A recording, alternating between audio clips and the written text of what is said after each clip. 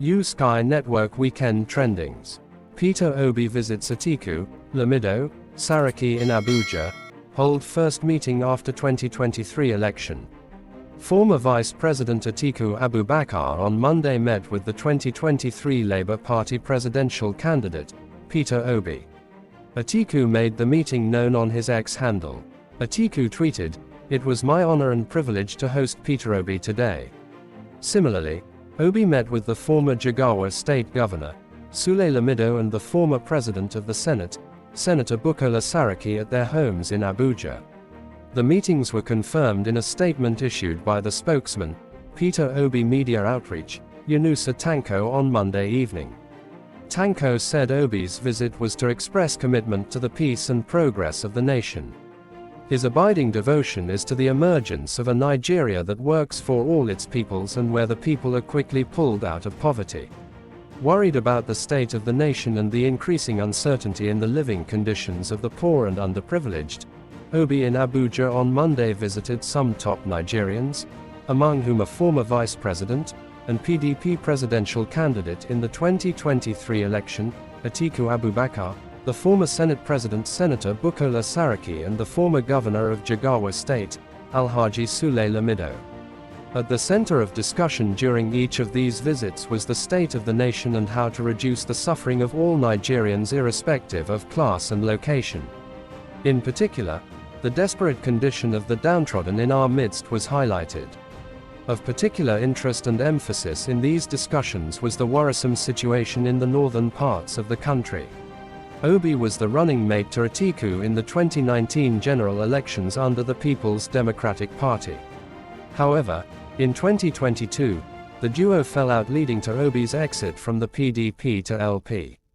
Russia gives British diplomat Adrian Coghill a week to leave Moscow. A British diplomat has been given a week to leave Russia in an escalation of a diplomatic spat over spying. The Russian Foreign Ministry said in a statement the removal of Captain Adrian Coghill was in response to unfriendly anti-Russian actions from Britain. On the 8th of May, the Russian defense attaché was expelled from London for alleged espionage as an undeclared military intelligence officer. Russia says its response does not end with this measure. It added the initiators of the escalation will be informed about further retaliatory steps. It was inevitable following the UK's earlier announcement that Russia would declare Captain Coghill, a Royal Naval officer and Britain's defense attaché based at the embassy in Moscow, persona non grata. Russian statecraft follows closely the principle of proportionality, which means for every tit, there must be a tat. So British diplomats in Moscow will expect further constraints. All this would have been taken into account when the government decided last week to crack down on Russian espionage in the UK. Ministers would have decided that the loss of Britain's defense expert in the embassy in Moscow was worth the gain of disrupting Russian activities in the UK. Writing on X, previously known as Twitter, Defense Secretary Grant Shapps called the expulsion by Russia a desperate move. He said Russia's only issue with Captain Coghill was that he personified the UK's unwavering support for Ukraine in the face of his illegal and barbaric invasion. The removal of Colonel Maxim Elevik was among a number of other measures announced by the Home Office, Foreign Office and Ministry of Defense, as part of plans to tighten defenses against alleged malign activity by Russia across Europe. UK to expel Russian diplomat for spying cleverly. In April, 5 people were charged over conspiring to commit espionage activities in the UK on behalf of Russia under the National Security Act, the first prosecutions of this kind under the new laws. Dangote refinery to purchase 24 meters barrels of US crude amid Nigeria's production challenges. Nigeria's new Dangote mega refinery near Lagos is seeking to buy millions of barrels of US crude over the next year as it ramps up processing rates, a sign of the challenges that Africa's largest producer faces in lifting its own oil output. The plant, built by Africa's richest man Aliko Dangote, issued a so-called term tender for the purchase of 2 million barrels a month of West Texas Intermediate, WTI, Midland crude for 12 months starting in July, according to a document seen by Bloomberg. The tender closes on May 21, it said. The call for U.S. oil highlights how influential the plant will be in global crude and fuel trading. It also reflects Nigeria's struggle to lift its own crude production, which remains well below theoretical capacity, as well as Dangote's willingness to tap cheaper supplies than it can find at home. Supply of Nigerian crude is insufficient or unavailable and sometimes unreliable, said Elitsa Georgieva, executive director at CITAC, an energy consultancy specializing in the African downstream sector. WTI, on the other hand, is available, with reliable supply and competitively priced, Georgieva added. Buying different feedstock also provides flexibility and optionality for the refinery, so the tender makes economic sense for Dangote, Georgieva said. Nigeria has been unable to meet its OPEC Plus quota for at least a year. The nation pumped about 1.45 million barrels a day of crude and liquids in April, still far below its estimated production capacity of 2.6 million barrels a day.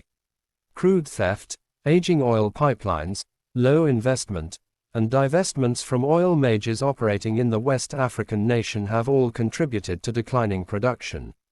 In spite of various assurances by the federal government and the Nigerian National Petroleum Company Limited, NNPC, of meeting the country's Organization of Petroleum Exporting Countries, OPEC, quota, Nigeria recorded an estimated 30 million barrels under production in the first 4 months of 2024. A recent analysis of the latest data from the Nigerian Upstream Petroleum Regulatory Commission, NUPRC, indicated that whereas Nigeria was meant to produce a revised 1.58 million barrels per day during the period, on the average, output was 1.32 million barrels of oil per day. In April, the NUPRC data showed that Nigeria recorded a volume of 1.28 million barrels of oil per day, compared to 1.23 million barrels of oil per day in March. It further showed production of 1.32 million barrels of oil per day in February and 1.42 million barrels of oil per day in January this year.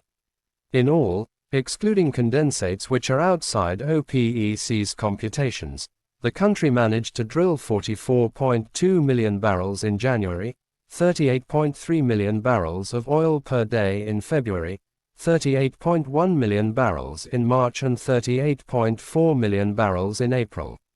The data further showed that whereas Nigeria was supposed to record an estimated 190 million barrels in the 4 months spanning January to April, it could only drill 160 million barrels for the period, indicating a 17.1% deficit.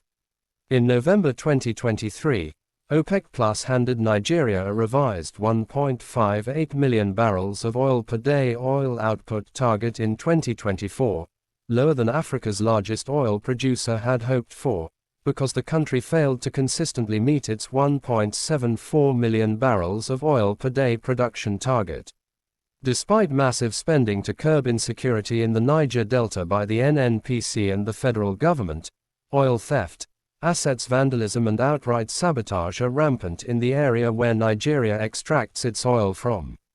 Final destination. The LSSR price assessments on a FOB Amsterdam-Rotterdam-Antwerp, ARA, basis have stayed at a $5 per BL premium to front-month ICE Brent crude futures this week, narrowing from an 18-month high of $7.50 per BL in mid-April.